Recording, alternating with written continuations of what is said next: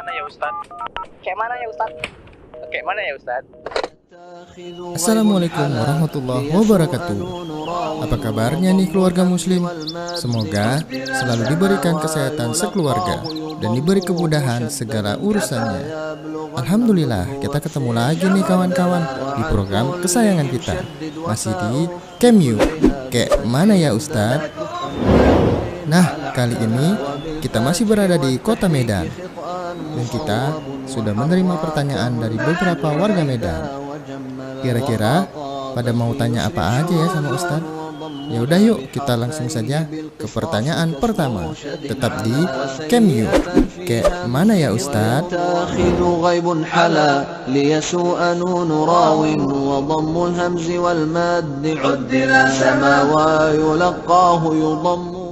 Bismillah, assalamualaikum warahmatullahi wabarakatuh.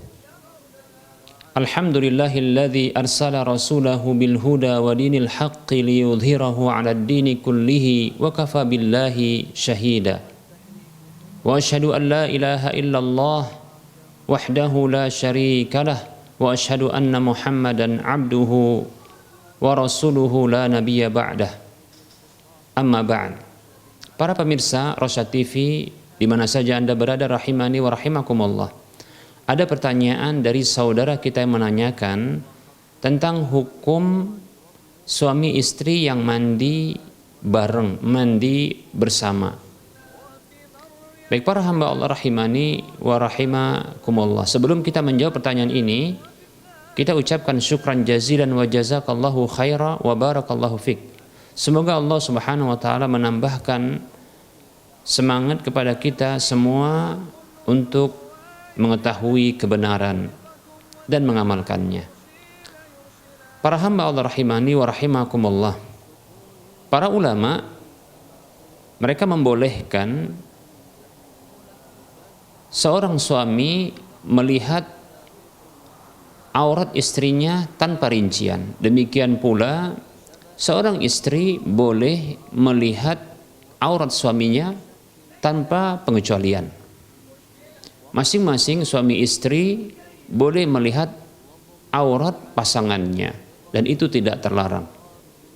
Dalil untuk hal ini adalah beberapa dalil berikut ini, diantaranya adalah firman Allah Subhanahu wa taala di dalam surah Al-Mu'minun ayat 5 dan 6. Yang Allah Subhanahu wa taala menyebutkan di ayat yang pertama, qad aflahal mu'minun, sungguh beruntunglah orang-orang beriman. Lalu disebutkan di ayat kelima dan keenam, Allah berfirman, a'udzu billahi minasyaitonir rajim, walladzina hum li furujihim hafizun illa ala azwajihim aw ma malakat aymanuhum fa innahum ghairu malumin. Allah menyebutkan ciri orang-orang beriman di ayat yang kelima adalah, dan orang-orang beriman itu adalah orang-orang yang menjaga kemaluan mereka. Orang-orang yang menjaga kemaluan mereka. Kecuali terhadap istri-istri mereka dan budak-budak wanita mereka yang mereka miliki. Karena sesungguhnya hal itu tidaklah tercela. Baik para hamba Allah rahimani wa rahimakumullah. Dalam ayat ini Allah Subhanahu wa taala mengkabarkan kepada hambanya bahwa tidaklah tercela apabila seorang yang beriman tidak menjaga dan tidak menutupi kemaluannya terhadap pasangan hidupnya, yaitu istrinya. Ini menunjukkan bahwasanya boleh bagi seorang suami untuk menampakkan auratnya di hadapan istrinya. Tentunya demikian pula sebaliknya. Demikian para hamba Allah rahimani wa rahmakumullah. Dan dalil berikutnya adalah dalil hadis, yaitu ungkapan Aisyah radhiyallahu anha yang disebutkan oleh Al-Imam Al-Bukhari dalam kitab sahihnya di nomor urut hadis 250. Ibunda Aisyah radhiyallahu anha pernah mengatakan, kuntu aghtasilu ana wan nabiyyu sallallahu alaihi wasallam min ina'in wahidin. Kata ibunda Aisyah radhiyallahu anha, dahulu aku bersama dengan Nabi SAW, pernah mandi bareng bersama Nabi SAW dari wadah yang sama, dari tempat air yang sama. Baik para hamba Allah rahimani wa rahimakumullah. Ibnu Hajar al-Asqalani rahimahullah ta'ala menyebutkan dalam kitab Fathul Bari tentang penjelasan Ad-Dawudi, salah seorang ulama yang menyatakan bolehnya untuk mandi bersama pasangan hidupnya, demikian pula boleh untuk melihat aurat pasangannya. Bahkan ada riwayat dari Ibnu Hibban dari jalurnya Sulaiman bin Musa rahimahullahu ta'ala, di mana ia pernah ditanya oleh seseorang, bolehkah seorang suami melihat kemaluan istrinya?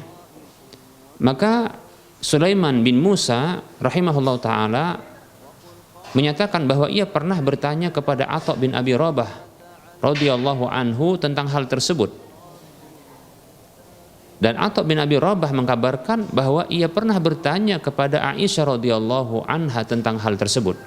Lalu Aisyah radhiyallahu anha menjawab dengan menyebutkan hadis yang kita sebutkan tadi, di mana beliau radhiyallahu anha mengatakan, "Kuntu aghtasilu ana wan nabiyyu sallallahu alaihi wasallam min ina'in wahidin." Aku pernah mandi bareng bersama Nabi sallallahu alaihi wasallam dari satu wadah yang sama. Pertanyaannya adalah terkait dengan kebolehan melihat kemaluan istri. Namun disebutkan bahwasanya Aisyah radhiyallahu anha itu pernah mandi bareng bersama dengan Rasulullah SAW dari satu wadah yang sama, menunjukkan bahwasanya boleh untuk membuka aurat, bahkan tidak memakai pakaian sedikit pun di hadapan suami ketika mandi bersama dengan suami. Dan demikian pula suami juga boleh berlaku demikian. Semoga bermanfaat penjelasan ini. Alhamdulillah, sudah jelas ya kawan-kawan jawaban dari Ustaz. Nah, semoga bisa menambah ilmu kita semua dan jangan lupa mengamalkannya. Sekarang kita lanjut ke pertanyaan selanjutnya. Kayak mana ya Ustaz?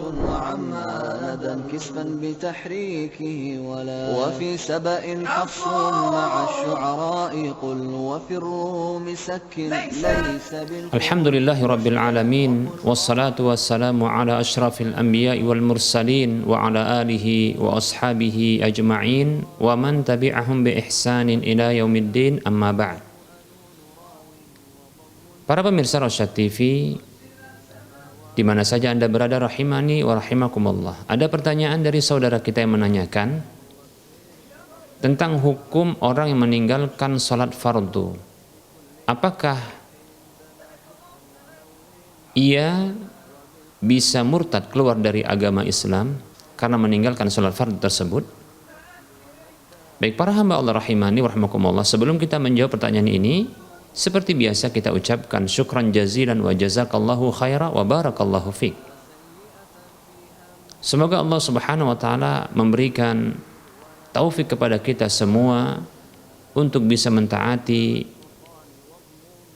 Allah Subhanahu wa taala dan Rasulnya. Baik para pemirsa, di mana saja Anda berada, a'azani Allah wa iyyakum jami'ah. Hukum meninggalkan salat fardu ini butuh kepada rincian. Rincian yang pertama,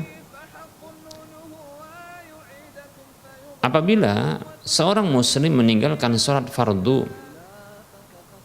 karena mengingkari kewajibannya, tidak mengakui kewajiban sholat fardu tersebut, bahwasanya sholat fardu 5 waktu itu bukanlah bagian dari rukun dan kewajiban dalam Islam, maka sepakat para ulama dengan status ijma tanpa ada perbedaan pendapat bahwa orang seperti ini jatuh kepada kekafiran, keluar dari Islam, murtad dari agama Islam. Karena ia mengingkari banyak dalil dari Al-Quran maupun hadis Nabi SAW, bahkan mengingkari ijma' para ulama. Rincian yang kedua, meninggalkan salat fardu karena malas atau enggan untuk melakukannya, namun masih mengakui tentang kewajiban salat fardu tersebut. Maka para ulama mereka berbeda pendapat tentang hukum orang muslim yang seperti ini. Sebagian ulama berpendapat bahwasanya orang yang meninggalkan salat fardu, baik itu salah satu dari salat fardu tersebut atau keseluruhannya atau sebahagian darinya, maka orang seperti ini telah kafir, keluar dari Islam, dianggap murtad dari agama Islam. Pendapat ini mendasari pendapat seperti ini dengan dalil hadis Nabi SAW. Di antaranya adalah hadis dari Jabir radhiyallahu anhu yang mengatakan bahwasanya Rasulullah SAW bersabda, "Inna bainar rajuli wa bainas syirki wal kufri tarkas salati." Hadis riwayat Muslim dan yang lainnya.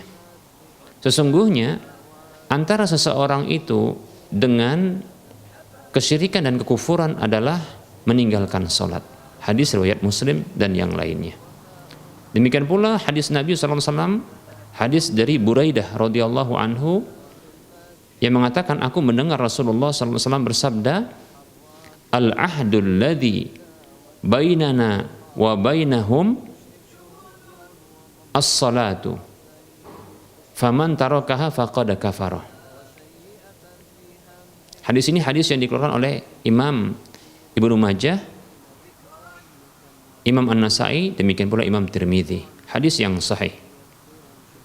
Rasulullah SAW bersabda, sesuatu yang diketahui sebagai pembeda antara kita dengan mereka. Kita maksudnya adalah orang-orang Islam, orang-orang beriman. Mereka maksudnya adalah orang-orang kafir. Sesuatu yang diketahui sebagai pembeda antara kita dengan mereka adalah sholat. Maka siapa saja meninggalkannya, maka sungguh dia telah kufur. Hadis ini hadis yang dikeluarkan oleh Imam An-Nasai, Ibnu Majah dan yang lainnya. Hadis yang sahih. Baik para hamba Allah rahimani rahimakumullah, pendapat ini menyatakan bahwa kekufuran yang disebutkan dalam hadis-hadis ini adalah kufur akbar, kufur yang menyebabkan keluar pelakunya dari Islam. Baik para hamba Allah rahimani rahimakumullah, ada pendapat yang kedua dan ini pendapat yang kuat. Pendapat yang saya condong kepada pendapat ini bahwasanya meninggalkan sholat secara sengaja karena malas atau meremehkan kewajibannya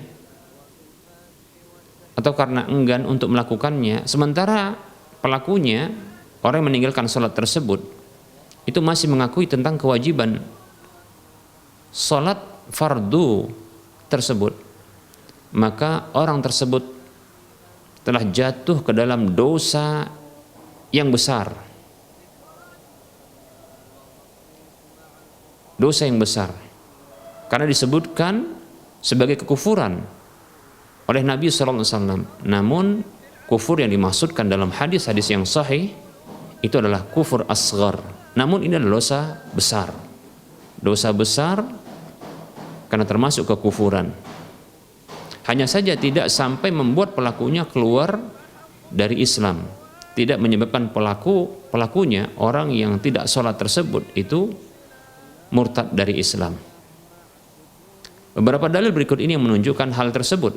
Di antaranya adalah hadis dari Ubadah bin Samit radhiyallahu anhu yang mengatakan, aku mendengar Rasulullah sallallahu alaihi wasallam bersabda, khamsu salawatin katabahunallahu 'alal ibadi. Ada 5 waktu salat yang Allah Subhanahu wa taala wajibkan hal tersebut kepada para hamba. Man ya'ti bihinna lam yudayyi minhunna syai'an istighfafan bihaqqihinna kana lahu 'indallahi ahdun an yudkhilahul jannah. Kata Nabi SAW, siapa saja yang mendatangkannya, yang melakukannya, ia tidak menyia-nyiakan sedikit pun darinya karena meremehkan haknya. Dia tidak menyia-nyiakan salat tersebut, maka dia memiliki perjanjian dengan Allah di sisi Allah Subhanahu wa taala agar Allah memasukkannya ke dalam surga. Wa man lam ya'ti bihinna,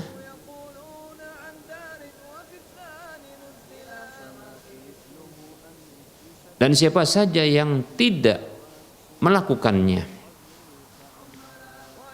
itu tidak melakukan salat tersebut, yang dia tidak mendatangkan salat tersebut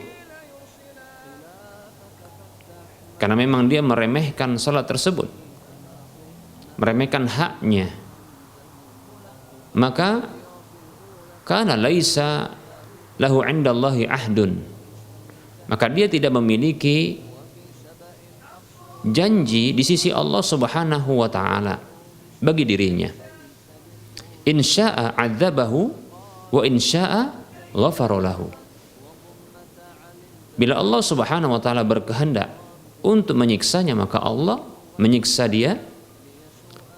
Namun apabila Allah berkehendak untuk mengampuninya, maka Allah ampuni dia. Hadis ini hadis yang dikeluarkan oleh Imam Ahmad, Imam An-Nasai, demikian pula Imam Ibnu Majah. Hadis yang sahih. Baik para hamba Allah rahimani wa rahimakumullah. Ini dalil yang menunjukkan bahwasanya orang meninggalkan salat karena meremehkan salat tersebut, maka dia tidak murtad dari Islam, tidak kafir. Andaikan orang tersebut dihukumi kafir, maka tentunya Allah Subhanahu wa taala tidak akan mengampuni orang yang meninggalkan salat tersebut. Baik para hamba Allah rahimani rahimakumullah, bahkan ada hadis yang lain, hadis yang dikeluarkan juga oleh Imam Ibnu Majah dan yang lainnya. Rasulullah sallallahu alaihi wasallam bersabda, inna awwala ma yuhasabu bihil abdul muslimu yaumal qiyamati as-salawatul mafrudatu. Sesungguhnya hal pertama yang diperhitungkan dengannya seorang hamba muslim pada hari kiamat adalah salat fardunya. Fa in atammaha, apabila dia menyempurnakannya, maka dia mendapatkan balasannya. Wa illa qila unduru hallahu min tatawwu'in. Nah, apabila tidak sempurna salat fardunya, maka Allah Subhanahu wa taala mengatakan, lihatlah oleh kalian, wahai para malaikat, lihatlah oleh kalian, apakah hambaku ini memiliki salat sunnat? Wa in kana lahu tatawwu'un ukmilati as-salawatul mafrudatu min tatawwu'ihi.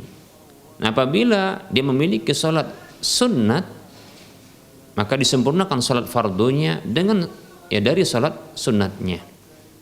Summa yuf'alu bisairil a'malil mafrudati mislu dzalika. Maka kemudian diberlakukan ya amal-amal wajib yang lainnya seperti itu. Demikian para hamba Allah rahimani wa rahmakumullah. Nah tentunya kalaulah kafir orang yang meninggalkan salat fardu, maka tidak perlu untuk disempurnakan ya salat fardunya dengan salat sunnatnya. Demikian ya, wallahu ta'ala alam. Demikian pendapat yang kuat bahwasanya tidak kafir orang yang meninggalkan salat fardu, tidak murtad orang yang meninggalkan salat fardu, hanya saja dia telah melakukan dosa besar, bahkan dosa tersebut lebih besar ketimbang dosa berzina, bahkan berzina dengan ibunya sendiri atau berzina dengan mahramnya. Lebih besar dosa meninggalkan salat fardu ketimbang melakukan dosa riba, dosa minum-minuman keras, berjudi dan dosa-dosa yang lainnya. Wallahu ta'ala alam. Semoga bermanfaat. Gimana kawan-kawan? Sudah jelas kan jawaban Ustadz tadi? Jangan lupa dicatat dan diamalkan ilmunya. Sekarang kita langsung aja ke pertanyaan selanjutnya. Di kayak mana ya Ustadz? كلها بفتح دنا كفا ونون على اعتلى وبالفتح والتحريك خطأ مصوب وحراك. بسم الله السلام عليكم ورحمة الله وبركاته.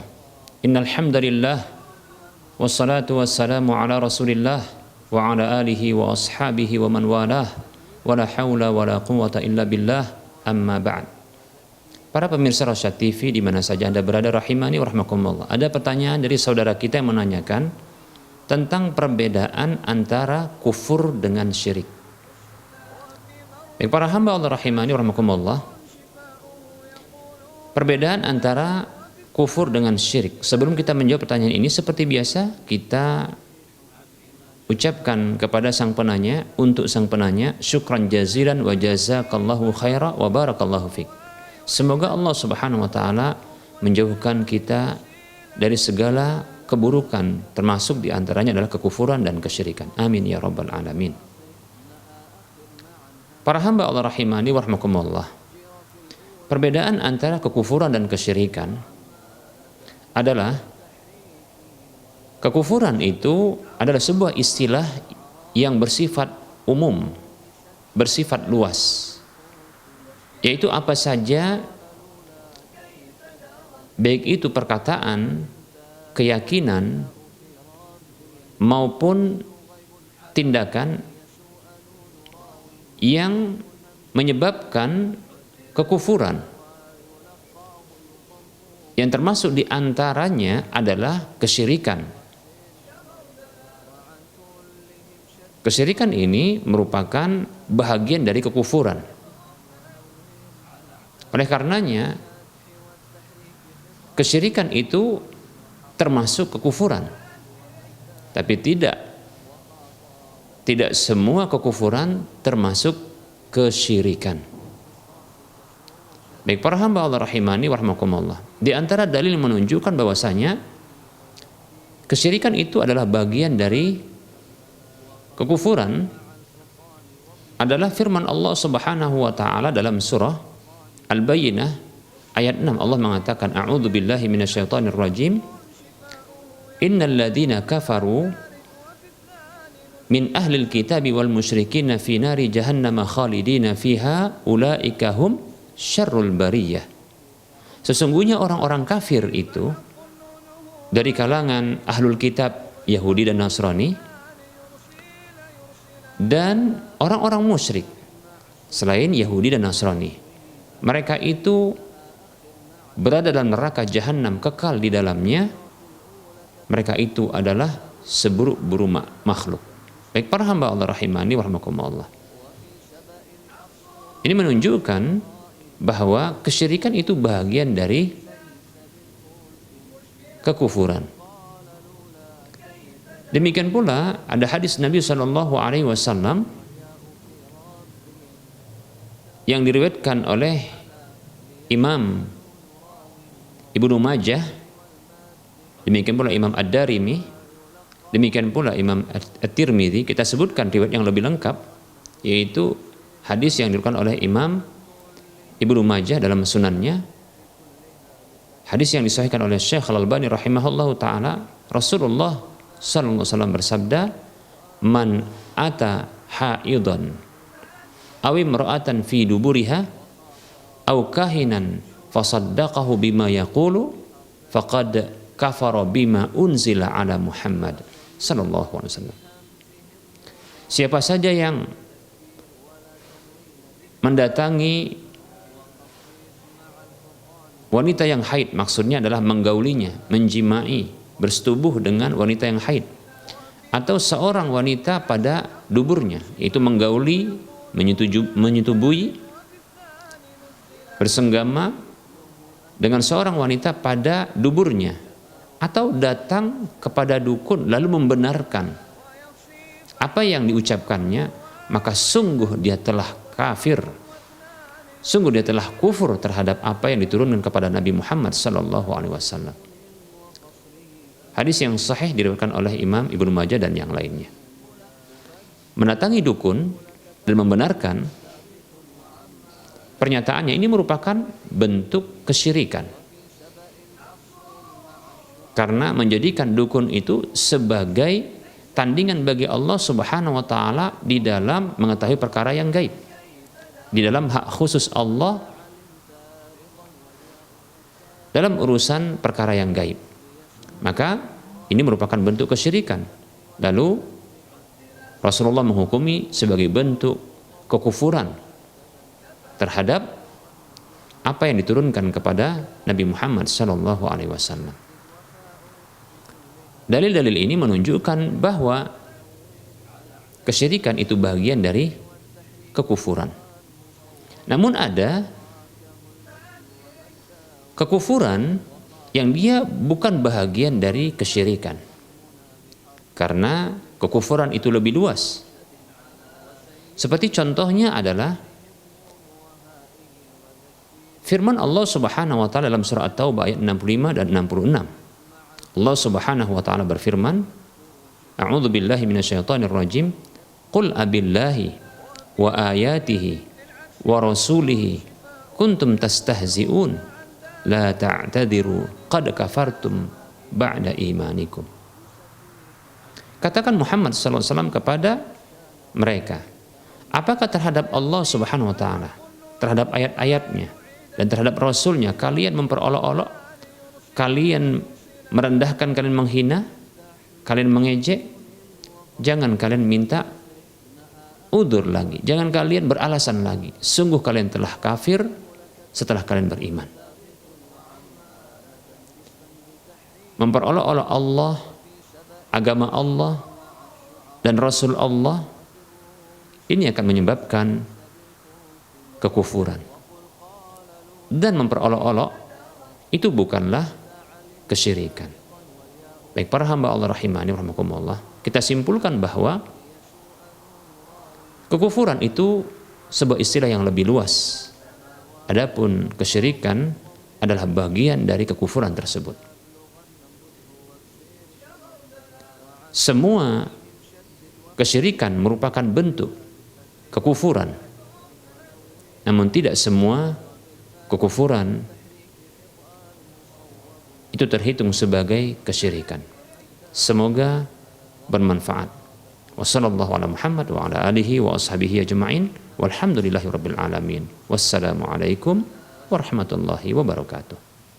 Bagi kamu yang mempunyai pertanyaan perihal agama, silahkan kirim video pertanyaan kamu menggunakan HP atau kamera ke nomor WhatsApp 0822 8888 6630 atau kirim ke email kami rasyad.tv@gmail.com dengan format isi video, nama, alamat, dan pertanyaan yang akan kamu tanyakan. Ayo kirim pertanyaan kamu dan tunggu jawabannya di Camyu.